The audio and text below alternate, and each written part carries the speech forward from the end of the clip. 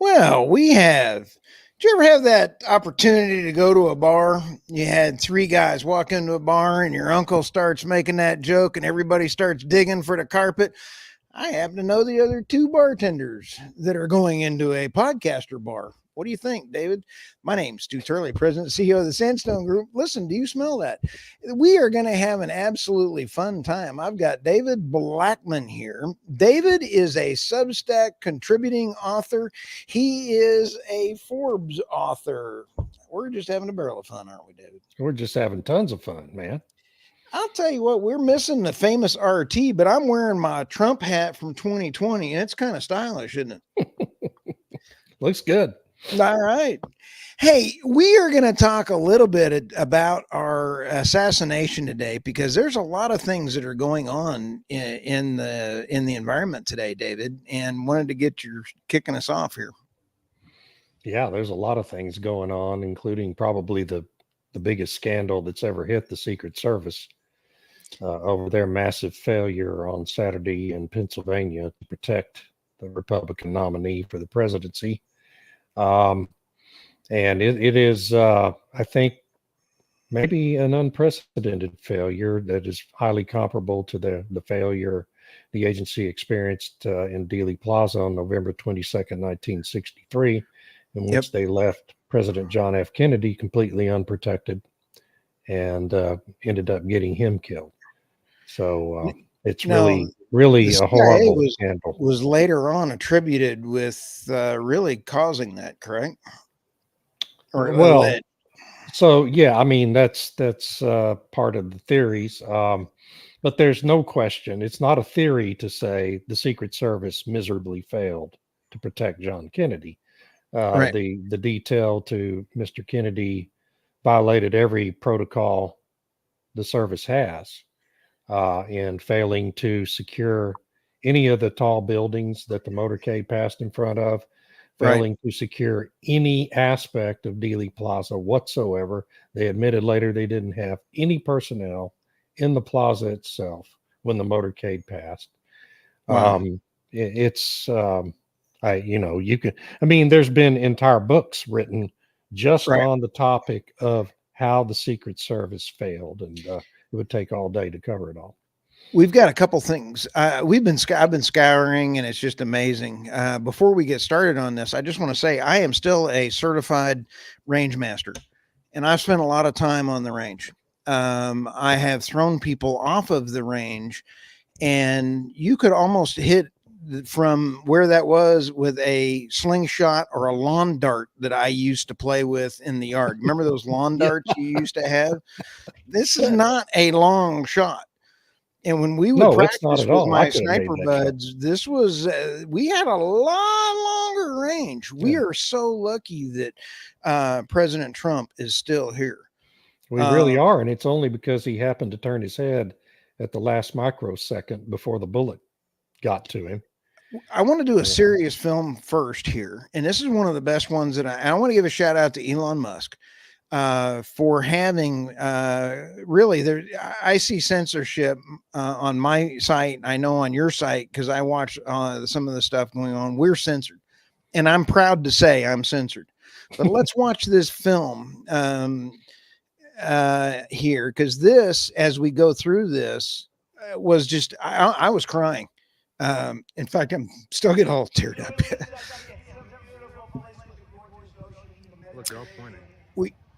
We start taking a look at this timeline, and you really get a sense. You pointed this out to me, David. There he is. Yeah. And I'm going to show the maps here in just a minute to really break out from a range master, if you would, a sniper perspective on this.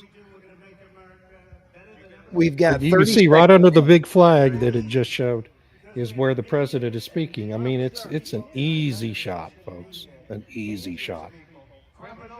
And when you sent me one of the videos like this, listen to them.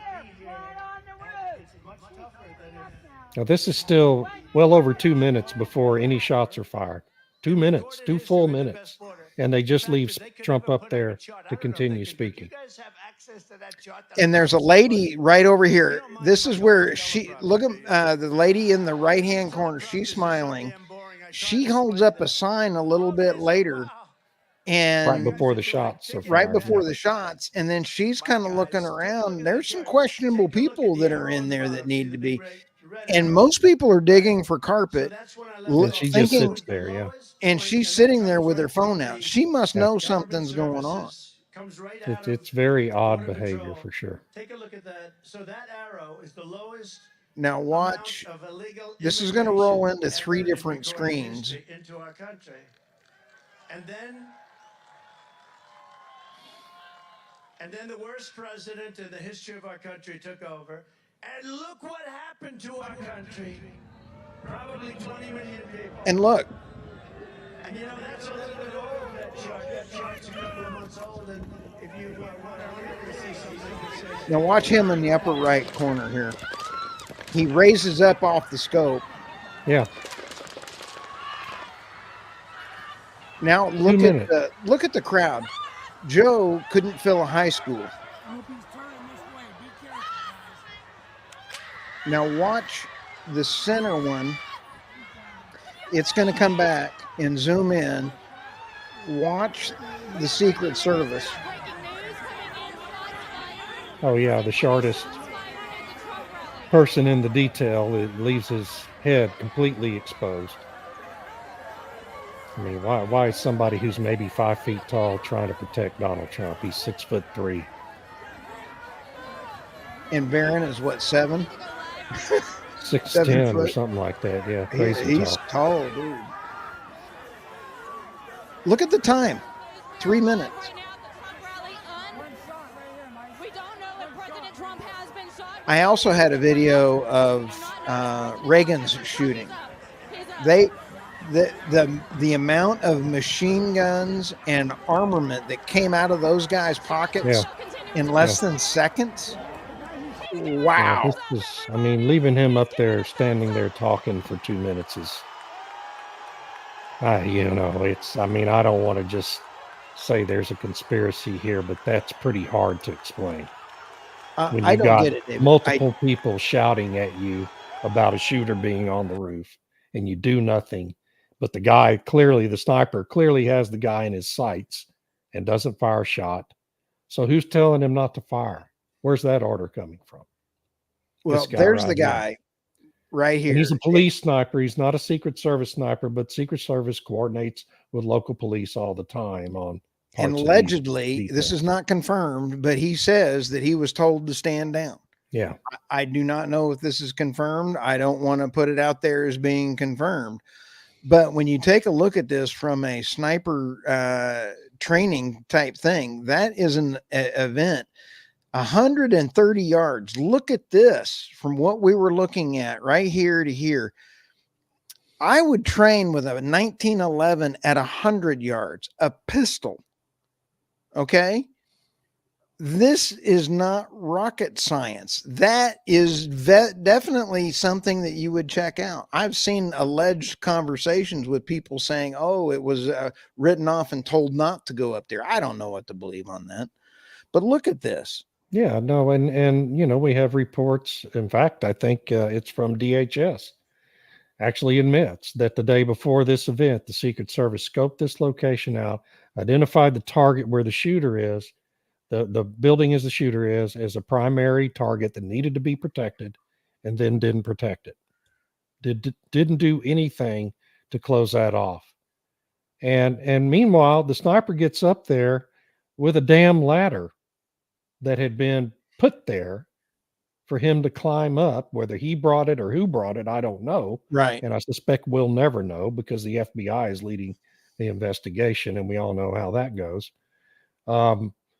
You know, so where did the ladder come from? Who put it there? When did it get there? And how, if the Secret Service really did inspect that site the day before the event and identify it as a critical target that needed to be protected, how did the ladder get missed if it was already there? And if it got brought there the day of the event, well, who the hell was responsible for letting that happen? And who was the policeman that allegedly there is someone that raised up and looked at that policeman and then fell back off the roof? Right. Right. I'm Yeah. looking for that video. I don't have a confirmation on this, but this is the one that really gets me. Dan Bongino did say it is confirmed that they did ask for additional Secret Service and it was denied. Well, it So was worse than denied. They took 20 to 30 or 40%. There's mixed reports of Trump's normal, regular Secret Service detail, some of the most experienced officers in the detail, and reassigned them to event Jill Biden, the first lady, was conducting in Pittsburgh on the same day, and replaced them with inexperienced people from a field office somewhere in Pennsylvania. Yeah, that's absolutely true. And David, DHS admits that here's too. your one of your DEI hires right here. Yeah, I mean, And here's Donald Trump with this 1 6-foot guy we can see over him. I did get a Secret Service DEI training manual, and it's a video. So if you'll hang on, David, are you ready for this one? sure. Okay, this is a training manual for the new Secret Service here. Hey, Harry, look at this. What's the matter with these cans? Die in the face! These cans are defective. They're springing leaks. Come over here, look at this. Okay, Listen, you better run for cover. You're going to spring a leak. the assassination attempt of President Trump is not a laughing matter. No, it's not. It is. This is a laughing matter because this is actually a training film that they've been using. When you take a look at the way that the ladies were coming around at the end of it, and they were trying to around. It's embarrassing. It is awful, and it's really hard to defend how people haven't already been fired. How do you defend this? How do you look at what we're seeing today and keep the same people in their jobs for a moment longer? Everybody in the chain of command at the Secret Service needs to be fired today and replaced with some people who actually know what they're doing, because obviously the command chain at the Secret Service right now has no idea how to protect at least a Republican candidate for the presidency. You mean they don't have the desire or the ability? Well, that remains to be seen. But I mean, there's no, I mean, even the Washington Post has an article out this afternoon characterizing this as a massive catastrophic failure by the Secret Service. Who do you There's think? no other way to put it. Who do you think that President Trump is going to pick today for his VP? Well, as it happens, about 3 minutes ago, I got a notice across my computer that he has chosen J.D. Vance, the senator from Ohio. He left in a motorcade for the chamber this morning. Yeah, we were just talking about that a second ago. I just got this across my wire that when you get a motorcade from someone from the Secret Service going to your house, I kind of figured, oh, it's going to be Vance. Yeah. And so that means I like JD Vance. I think he'll be a very solid vice president. And what picking him does is, JD Vance now becomes the obvious successor to Trump to carry on the Trump agenda, because Trump is a lame duck the day he takes office for his second term, and everybody knows that. And so, I suspect JD Vance will actually play a much heavier role in terms of making policy and taking on real duties than we've seen from past vice presidents, and certainly that we've seen from the current one. I'll tell you, I'm getting really offended. I want to start this piece of this conversation here, David, with two things. One, when we had the Summer of Love and the Antifa, this is my Trump 2022 hat. And I have several others, and I'm I put my hat down because Antifa was, going around, and anybody with an Antifa hat, you had to get into a fight. And, I wanted to make sure I didn't get my family in a fight or anything like that. I've got one word for other family members, my family that are under TDS, or any Antifa members or any innocent people near me. I'm wearing my cotton picking, stinking Trump hat no matter where I go. And if anybody wants to talk to me about my opinions anymore, you can just kiss my. Yeah, I mean, there's I going to am be a worked lot of up. that happening, I think, in the wake of this assassination attempt. And I think, I think we all need to really be aware that just because there's been one attempt on Trump's life doesn't mean there won't be another one. Alex Jones today brought up an interesting point. And since this is three podcasters walking into a bar, this is more like a bar discussion. He brought up an interesting point, and another comedian brought up another point, and that was, hey guys, if you all try to take out your own president, don't blame us, because we kind of like having Biden there now. Yeah. And so all of a sudden you sit back and think, what value does President Biden have right now to them? He's worth more to Hillary dead than he is alive. Yeah, I would, if I was either one of these guys, I would certainly be retaining real security people, private Absolutely. security people who really Biden do is know how to protect Joe someone. Biden put this out here, and it has been pulled off. I have one job, and that is to beat Donald Trump. I'm absolutely certain I'm the best person to do that. So we're done talking about the debate. It's time to put Trump in a bullseye. This is absolutely despicable. And you take a look at all the language anymore that you hear like this from the Democrats, from the left wing nut job media. I'm tired of it. It's why I think all of our podcasts that we produce do so well. David, I think it's why people look at you as a trusted leader, is that they're looking for non-mainstream media. It's why they love Irina Slav. It's why they love Tammy Nemeth, Michael and RT Trevino, and all of the other great podcasters that are out there. This is why they're putting all this crap out there. Yeah, and this is just what things that Biden has said. I mean, this is really pretty tame compared to what people like Chuck Schumer and Nancy Pelosi and Adam Schiff, and I mean, you can just rattle off 24 names from Democrats in Washington. The stuff that Hillary just put out on The View. God. Yeah, I mean, she's so awful. So this is, I mean, as I wrote Saturday night, just in the immediate wake of the attempted killing, this was inevitable. This was inevitable. It's all attributable to the inflammatory rhetoric the Democrats have been throwing at Trump, characterizing him as Hitler and dehumanizing him in that way, and claiming he's a threat to our democracy, and would rule as a dictator. It's like we've forgotten the man was already president for 4 years and none of that crap happened. Okay. Well, none of it happened. This one, we need to take a minute and just listen to the beloved Hillary here. Legitimately elected. Mm-hmm. And then they would try to do away with elections and do away with opposition and do away with a free press. This is her projecting what she wants to do. Countries where, well, Hitler was duly elected. That's right. Right? And so all of a sudden, somebody with those tendencies, those dictatorial, authoritarian tendencies, would be like, oh, okay, we're going to shut this down. We're going to throw these people in jail. And they didn't usually telegraph that. Trump is telling us what he intends to do. People would. Okay.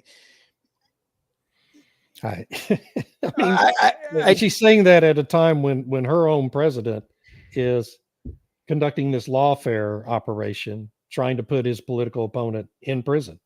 And today, what a great thing that one of those, David, was just dismissed. One of those cases was just the case dismissed. in Florida. Yeah. And, because of the immunity ruling. And I mean, really the DC case, the January 6th case that the same prosecutor, this fraudulent prosecutor, Jack Smith, is bringing against Trump. That one should have already been dismissed as well. It just is, I mean, that's what's so unprecedented. And, you've got Hillary Clinton talking about all that while her own party is doing all of that. Okay. It's her party that's attacking the validity of our election system. Her party that's doing away with voter ID and every other protection we have against foreigners voting in our elections. That's her David, party doing it. Right after I got that one notice on X that the case was dismissed, this came across.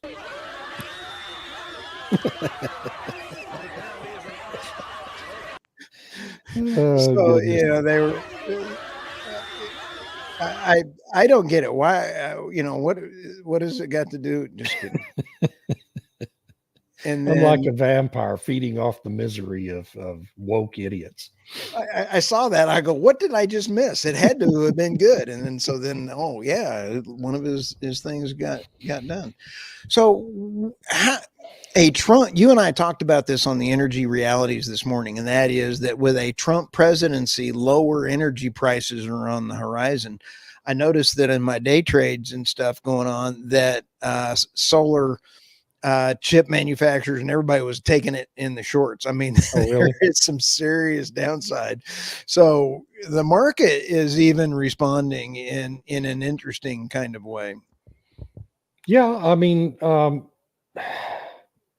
we always end up with lower oil prices in a Republican presidency because the industry is freed up to do its business, and we end up flooding the market with more oil and natural gas, and prices go down. And Yep. you can always count on the industry to drill itself out of a state of prosperity, and the policies of this administration, the Biden presidency, have had the perverse effect of making the industry probably as healthy as it has ever been.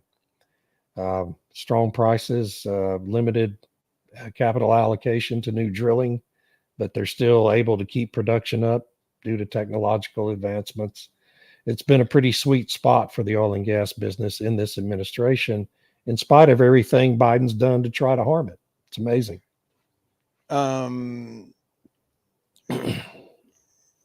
Yeah, unbelievable. Wow. But JD Vance, here's the downside of picking Vance is he's an excellent senator. He's very conservative. He agrees with Trump's on pretty much every issue. And now his replacement will be appointed by this milquetoast country club Republican governor, Mike DeWine in Ohio, and he'll pick some rhino like Mitt Romney to replace JD Vance in the Senate. So you're sacrificing a very reliable supporter in the Senate for someone who's going to be a whole lot less reliable and may not be able to win re-election 5 years down the road. That's a tough one because every seat counts. Every vote counts. Yeah, and this is the Senate is going to, I think the Republicans probably have to be favored to win a majority in the Senate now, but it's going to be a small majority. It'll be a tight one, maybe 52, 53 seats. And so, I mean, it would have been great to have JD Vance still in the Senate. Yep. I still would have preferred General Flynn as the vice president pick. I'm going to stay with it. And because if he would have been made the czar to clean out everything, I think that would have made everything wonderful. Well, you certainly wouldn't have had to worry about there being a lack of effort. That's for sure. You wouldn't have had to worry about there being any lack of dedication to duty had it been. He would have taken it out. He would have taken out the deep state. So imagine 4 years under General Flynn as a VP and then 8 years as a president. We might have really stood a chance against wiping out the deep state, because you talked about the Chevron deference for so long, and that we just had more lawsuits put out by the Biden administration in blocking more oil in Alaska just the other day. Yeah, they're not going to take it laying down. So for Trump, if he does get elected, the most critical thing he has to do is choose an attorney general who isn't a turncoat and he failed to do that 3 times in his first term in office, or Wow. twice. Right. The pro tem, the temporary guy, the acting attorney general, whose name I'm going to forget, was fine, but Bill Barr and especially Jeff Sessions were horrible picks. And he's got to get that pick right, because having really bad choices in the attorney general's post is what led to having a special counsel and Robert Mueller.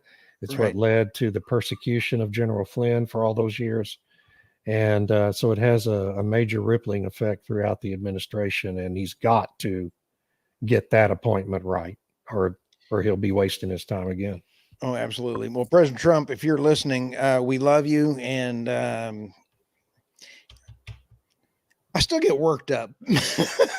I'm just pissed. Yeah, I just want to say, don't be taking out my president. Yeah, I was Um, pretty irate myself, and still am, really. I mean, all morning I've been just pretty Now, much on edge. there are people that are out there that know how they're going to react in a situation if they've been in them. And I've been in situations where I know that I stand up for innocent folks, and I put my life on the line for innocent folks. Nobody will have to worry about whether I'm going to sit there and look at a guy on the ladder, whether or not somebody is going to take action. I would have been crawling up on that damn roof no matter what happened to drag that rat bastard off. I'm sorry. Yeah, I mean those videos are just the awfulest thing in the world. Just awful. And if anybody is walking around my town, my family, and they're pulling some Antifa bullshit, you just woke up Smokey Bear. Yeah. Y'all better stay away from Stu. Or stay right next to me, because I'm pissed. And I'll tell you what, how many other guys like me are out there? Oh, and they got most of the guns. Yes, we do. And how many of us old range masters and sniper trainers are getting really, really irritated right now? Right. Yeah. No, you can feel it building. I mean, I just hope and pray we don't have any more incidents like this before the election. I do too. But I don't think we can necessarily assume that. No, here's me in the way I think of this current political situation right now. I love this video. I mean, here I am. I'm sitting here kind of going, what else can go wrong around here? Okay, you got aliens flying around. You got this. David, you and I laugh about it with RT all the time, and Michael Tanner, and we kind of laugh about it. I've never seen this kind of environment for energy. I've never been able to say, hey, wait a minute, my company, we're evaluating oil and gas investment deals. We can say, hey, this is a good deal. Hey, you're going to get 30% back on your money on this. It's going to be all that. Then you go back over here. You see the Green New Deal is bad. People are waking up and realizing that this is like, holy cow, Batman. It's really, really bad. They're getting screwed. And then you got all the stuff going on. So all I can say is I would like to thank all of our listeners out there and everyone that is giving us positive feedback for the energy realities, for the David Blackman's the energy question, David's energy absurdity on Substack, Irina's Substack, irinaslav.substack.com, Tammy Nemeth, we have Dr. Chalmers, and the energy questions with Stu on the energy. So all of our channels are just going nuts, and I do appreciate everyone with that. So absolutely. Yeah. Last words there, David, before I start getting all worked up. God bless America. God bless Donald Trump, and even God bless Joe Biden. And let's hope everybody stays upright and healthy, and we have a free and fair election.